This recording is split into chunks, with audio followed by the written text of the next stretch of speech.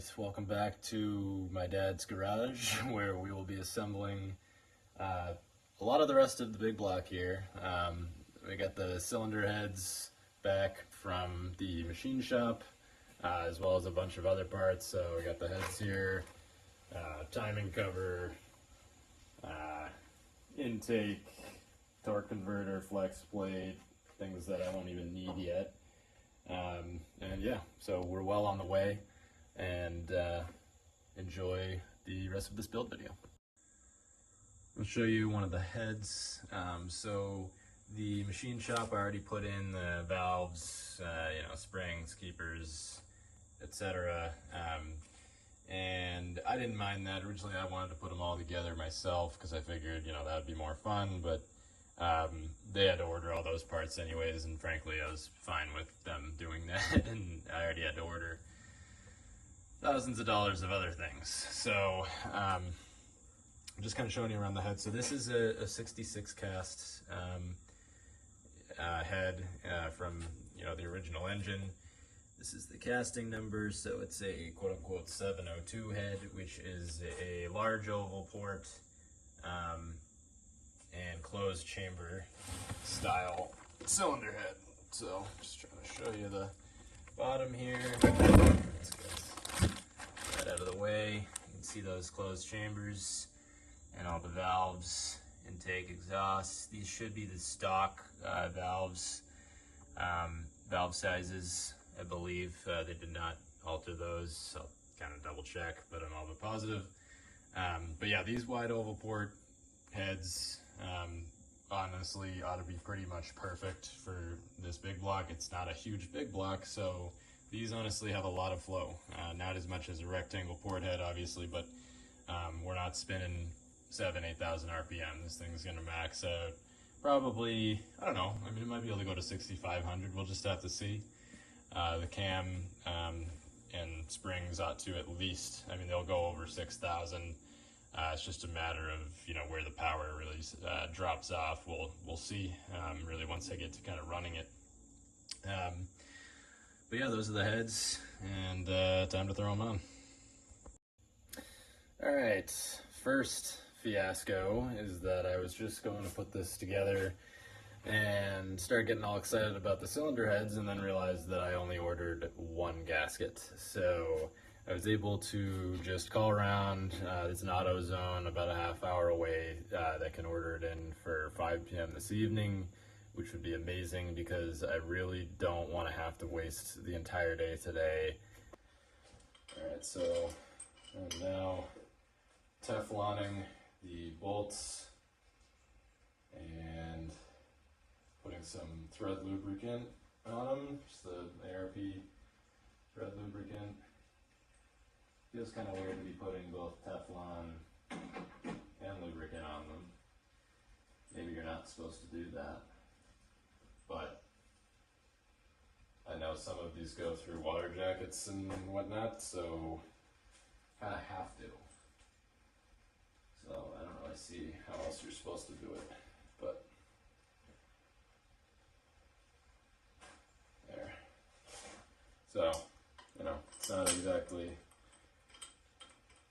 a quick and painless process, and I'm just kind of going around and getting them started, and then I'll go and actually kind of do the torque sequence. But for now, some fun wrestling around. Ooh, chipmunk war. Chipmunk on chipmunk crime out there.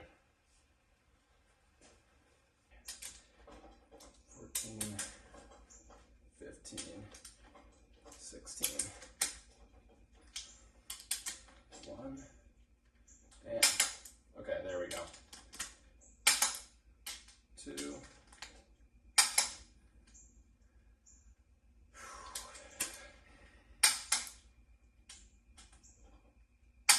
Getting them all to their final torques at this point.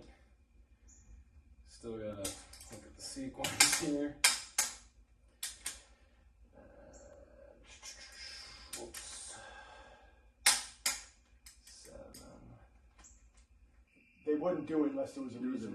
Yeah. I hear voices.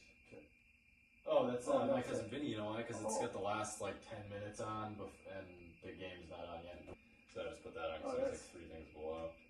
It's like watching my cousin Vinny now. Yeah. There they are. They just got off. Yeah. I feel if I don't get out of here. Oh yeah, when they're just down south. And no, the guy. When Vinny's leaving, he thinks he's gonna be arrested. Yeah, and he's like, win some, lose some. Yeah. So, bring it in closer here. You can see I got the rocker studs and push rod guides in. Got most of the lifters in on this side. Just got to put in these last 2. So, put that in. And then you can see it in there with the specific lube up against the red assembly lube. I'm glad that, you know, that I have this stuff. It's also that Driven brand good, you know, this is like what they eat and breathe and sleep and all that. So yeah, let's go ahead and put some push rods in here. Oh yeah. They sit right in the cup there. Very, very satisfying.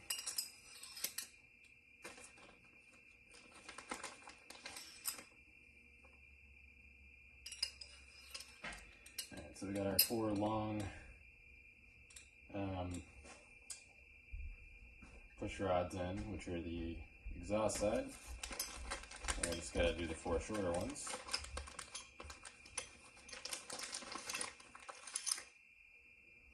Let's go ahead and do one at a time so I don't drop one and bend it. 2 short guys here.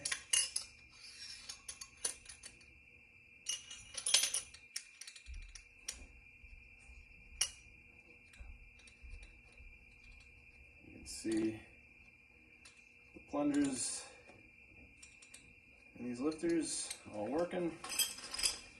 Save the rest of these 8, 4 long and 4 short. That's good. Always good when comp, counts your push rods right, and you don't have to place another order. Of course, I'm making fun of comp, and I'm the one that couldn't order 2 head gaskets for my engine because I thought that they came as a pair. These are roller tip rockers. I didn't get a roller cam or anything like that, but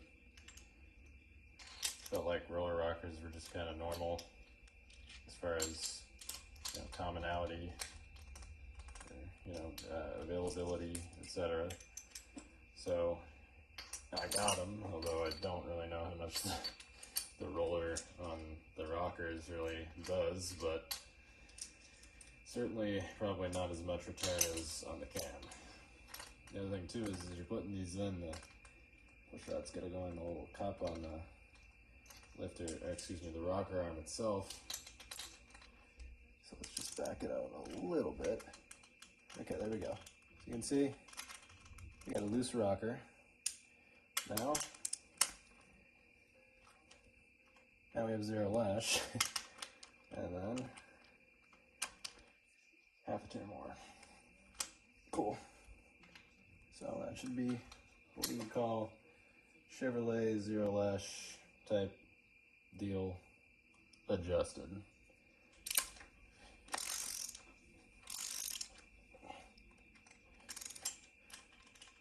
Okay. 0 lash. Half a turn. The problem with this, of course, is that I'm setting these to 0 lash, but some of them are, on the lobe. So I have to go back through, I think, rotate the engine and do them again. I'll just double check that that's a good enough way to do it. That way I don't start the engine and get a bunch of lifter clatter. I want that first start to just be as problem-free as possible.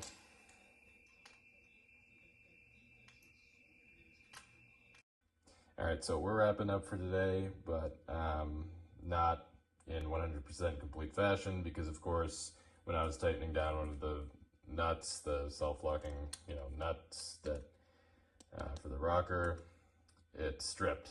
And I think honestly the threads on either the stud or the nut were bad, because it did not want to go in not crossed essentially, and I didn't actually really inspect them. I kind of just started torquing it down. Of course it was too hard, and then it got crossed. So my bad, but also I think something was faulty with that. I should have looked closer. These nuts were not honestly great. They were kind of a part of a comp cams kit, so I don't know, it seems like they were kind of cheaper than everything else in it, to be perfectly honest. I'm gonna blame it on that. But gotta get a new nut for this now. I was able to rob a stud off of a set of parts as I have that are buried in boxes over there. I figure it should be fine. It looks good and it's mostly clean and barely has any brown coloration to it, so we're gonna say it's good. And then I just gotta get a nut, and then we're all done on this side. Success. All right, so day 2 of this adventure part of the build. I was able to get the second head gasket in, so we got that slapped on here. Now I can put the other head on, intake manifold, carb just because it'll look nice, oil pan, timing cover, water pump, things like that. So it's basically going to look, actually like kind of an engine today, hopefully. Aluminum cylinder heads would certainly, make it lighter and maybe perform better, but the problem is most of the aluminum cylinder heads you can get are 119cc chambers, and that's just too big. It's going to drop the compression down too much. Right now this thing's going to have pretty high compression, which running pump gas can be its own concern, but it's going to be around 10 to 1. It should be around the stock 10 1/4 to 1, frankly, and I think that should be fine. Really, I'm going to be running high test in it anyways, probably at least 91 or 93 octane, especially to start. I will not put anything less than that in it, and I may even put an additive in the fuel if at the very beginning if I'm worried about it, or if it shows any signs of any pinging or anything, but I really don't think that's going to happen. This is not a race motor. The timing is going to have a pretty normal curve to it. It's not going to be getting 20 degrees or just like a lockdown distributor, like 34 degrees all the time or something like that, or whatever. So I don't think it's likely to do that. I think it'll run good. And I did want the compression because this is a smaller cube motor. Getting the aluminum heads with the bigger combustion chambers would be fine if this was a 454, and you can also get to some extent a dome piston there and take away some of that chamber size to keep the compression ratio up for good torque and power and everything. But I definitely didn't want to do that with this because I wanted to keep the compression ratio up, keep the smaller cube, big block, potent. That was kind of my thoughts with this, and the cam should be big enough to support that high compression ratio. So that's the plan. The intake exhausts make different sounds because the size difference, at least it seems that way. Anyway, let's go ahead and throw this thing on without crushing my fingers. That's the real challenge. Putting it on is easy. Doing so without hurting yourself is a whole other thing. Okay, so that's gonna go roughly there. Can't drop this head. Cannot drop the head on my fingers either. Okay, God, these things weigh a ton.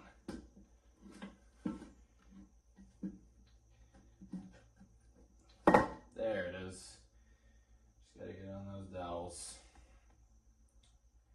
I Excellent. Okay, that's good. Now we can start throwing bolts at it. So let's get the rest of these. I'm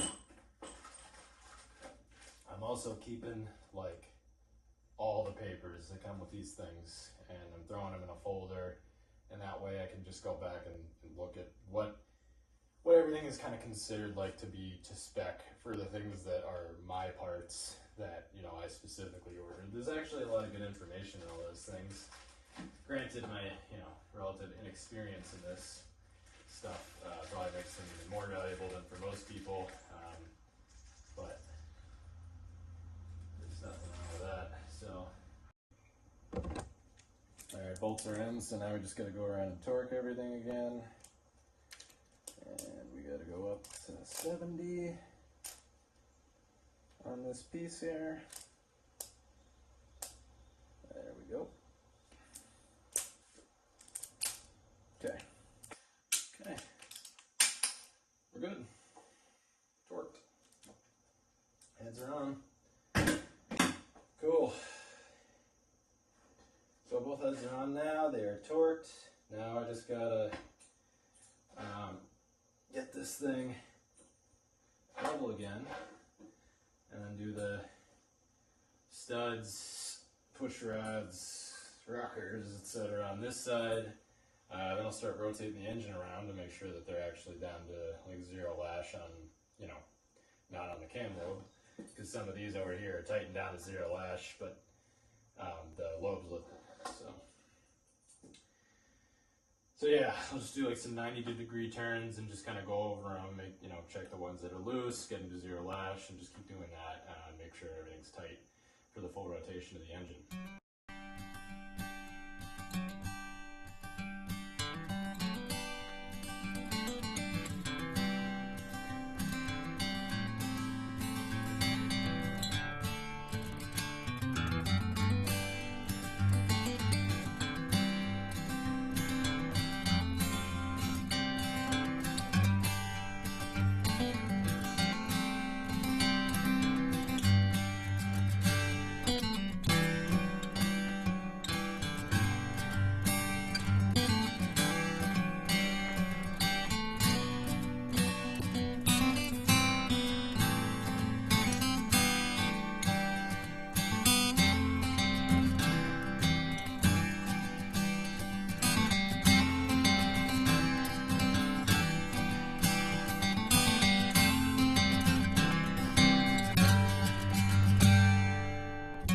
Alright, we officially rotated the engine all the way around, at least the cam all the way around, and all of these have, you know, 0 lash effectively. Some of them you can hear me moving, some of them are really rock solid because they're at the height of the lift here, so. And yeah. Alright, it's oil pump time. I'm going to do that before the intake, just get a couple of these things, you know, nutted up, so to speak. So oil pump, I ordered this copper gasket for it. Sounds like you don't necessarily really need to use that, but oops, I'm gonna go ahead and use it anyway. Seems like a good, you know, kind of crush gasket. Just seems like might be not a bad idea to use. We'll mess around with it from the top. I think that should be pretty doable, but also very interesting. All right, so I got the stud type here, so not a bolt to bolt it in, but a stud and washer and whatnot. So let's get this thing driven home. The torque spec for this is something like 65 pounds.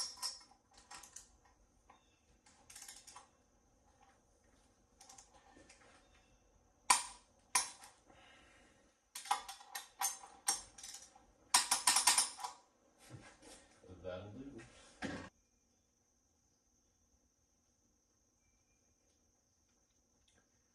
Just do a thin layer so it can stick to something. Interestingly enough, this early block does not have the dowel pins here and here that some do. I mean, this is the second year effectively of the big block, or at least the Mark, or whatever. Okay, let's see, so that looks pretty good. Something like that. Get it to stick down here, which it is. Cool, definitely good. We should probably put a little bit more. I didn't realize the shape of this actually. I'm fine going over to where I thought I made a mistake earlier, so let's definitely go ahead and add to it. We don't want this crap leaking. So let's go ahead and get this thing on. You don't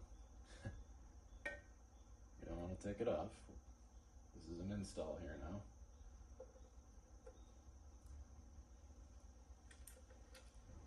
Okay, these are really little bolts. Okay, maybe I'll put one here because it's easier to reach.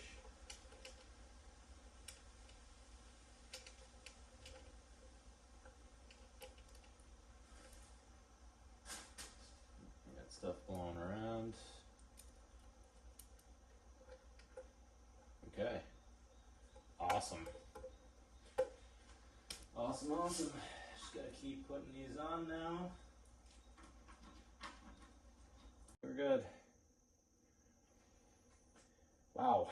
Time to lay the 1/4" bead and then plop that intake on. I can't believe that's the stage we're at, but that's the stage we're at. Cannot believe it. Of course, I got an air bubble right as I'm doing this. Here we go. 1/4" bead number 2. And we're doing a generous 1/4". These air pockets are killing me here. Can't have that happen.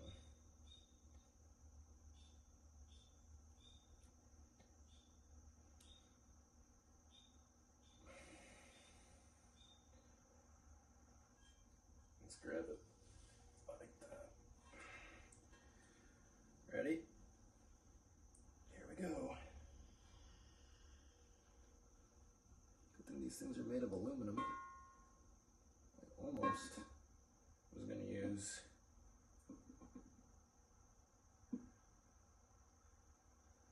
the steel one. That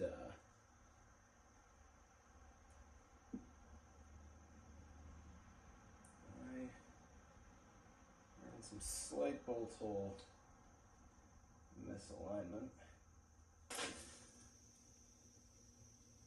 I see the problem.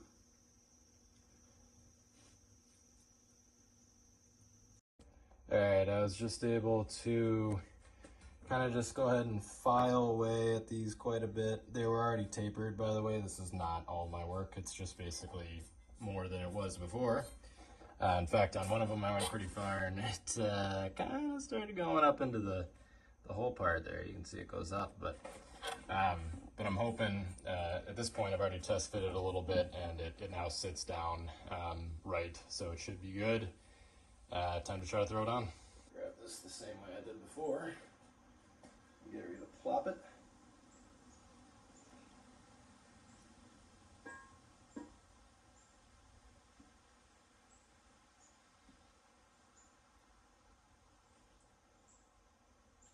Okay. Looks pretty good. Yeah.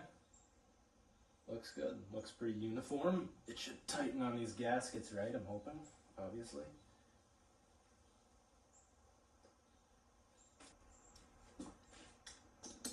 Yep. Yes, grab threads. Thank God. Okay, that one's grabbed. Now we'll see as we get these in if the other side actually wants to grab. This was the side that seemed to want to go on easier. Yep. Oh my God. This is, again, we have to assume that, we have to hope that there won't be any leaks or anything, but this is actually working and it is making me want to praise the Lord just right now. Stop.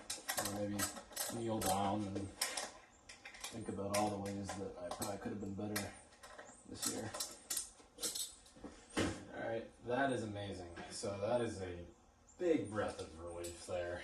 Let's see if we can get these in too. All the other ones at this point, now that those 4 are in, it should be located. Thank God, man. That was scary. I did not at all want to bring this to another machine shop and to get it. I mean, they'd need like the whole engine too to actually make sure they get it right.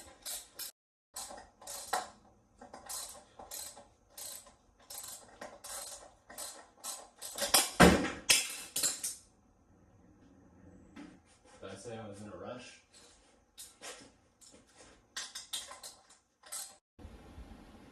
Alright, so I just wanted to go ahead and take a second to not only show you the engine hoist that I now have, which means we're getting close, but also just to thank you if you have been watching to this point in the video, and please, if you can, like the video, comment, and subscribe. It's free, and it ultimately will help motivate me to continue making these videos. So thanks again for watching. Alright, well, I did what I could based on the limitations of time, parts coming in, and everything I could. Yeah, based on like the head gasket not coming in time, just getting that earlier today, one of the head gaskets that is. The intake did not fit because the block had been decked. Should have foreseen that. I knew that was a thing that can happen. It can throw off the geometry here too as well, with how it seats, you know, on these,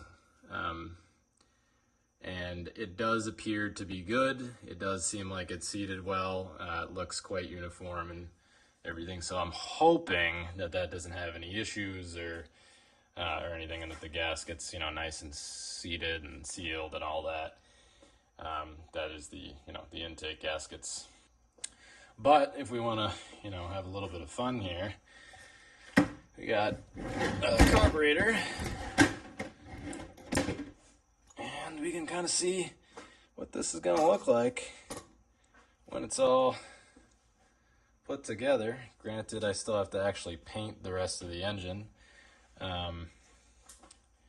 but that's that. Really should have painted the heads in the block before doing this, because, you know, it's going to be some work to mask this off and make sure I don't get too much on this. Otherwise, I'll end up just maybe painting it.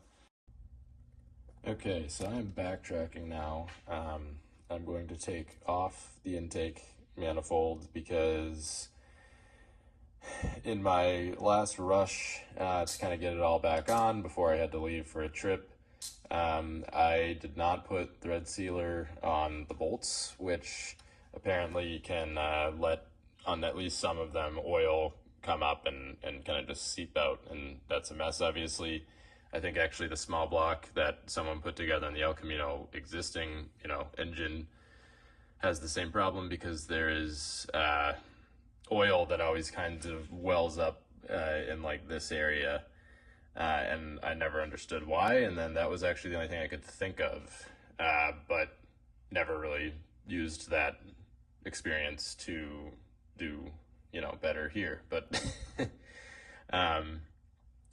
the other thing is, so not only do I have to kind of put thread sealer on those, I wouldn't have to actually take it off. Probably I could just kind of go around and do that on all of them. But I also realized something else. The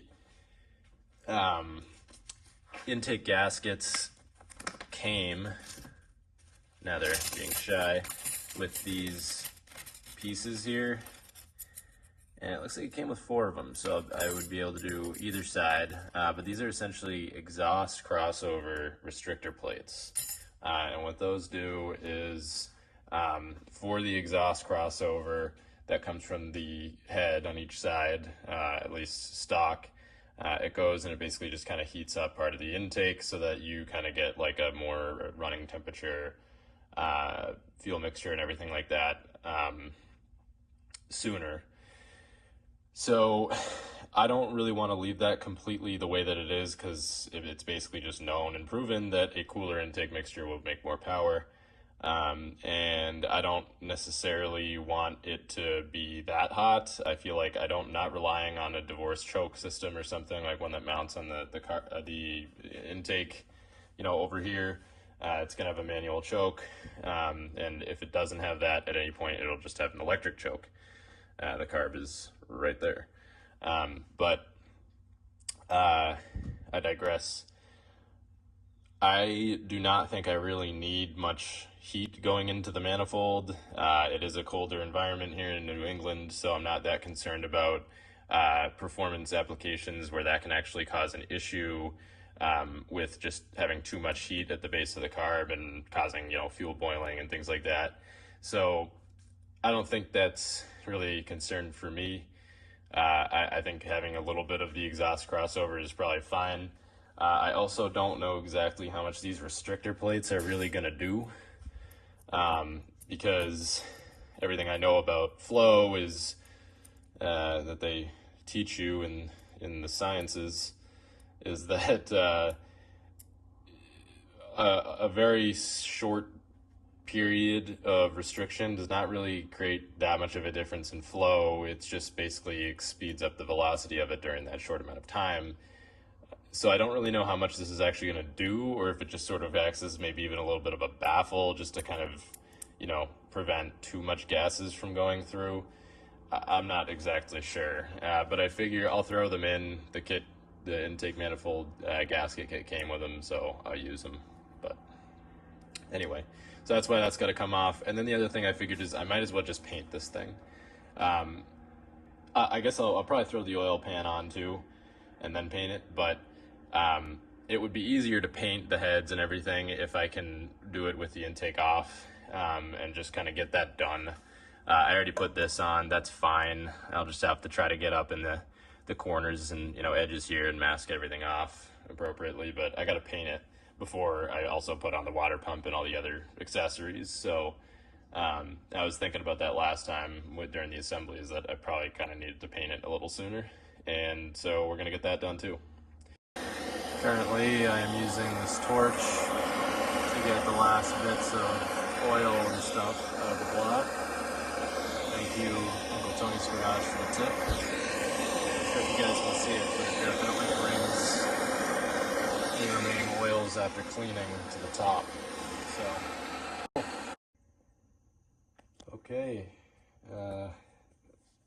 Well, I got everything stripped off the block, all the oils and all that stuff.